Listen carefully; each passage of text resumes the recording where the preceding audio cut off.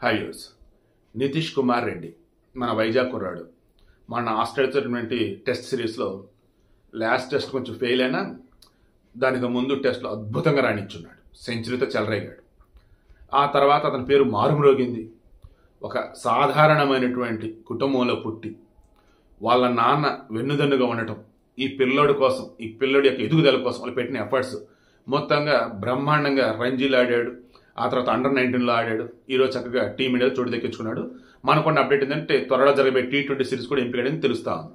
So ఇప్పుడు ఏంటి, కలియుగ వైకుంఠం దేవదేవుడు కోరెండు కొరకు తీర్చే కొంగు బంగారం శ్రీ వెంకటేశ్వరునికి సంబంధించి అలిపిరి మెట్ల మార్గంలో వెళ్తూ మోకాళ్ళ మీద ఆయన కొండెక్కి మొక్కు తీర్చుకున్నాడు.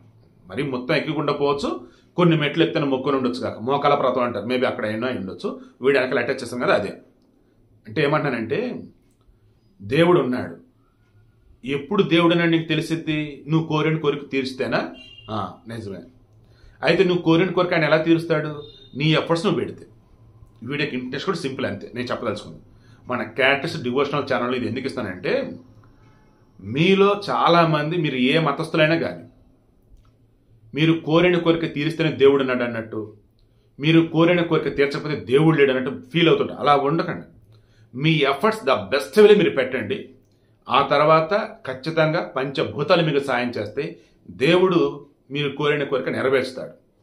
నితీష్ రెడ్డి రానున్న రోజుల్లో అద్భుతమైన క్రికెటర్ అవ్వాలని, దేశానికి పేరు ప్రఖ్యాతులు తేవాలని, తెలుగు వారంతా గర్వించే విధంగా కెరీర్లో ముందుకు సాగాలని కోరుకుంటూ ఉన్నా.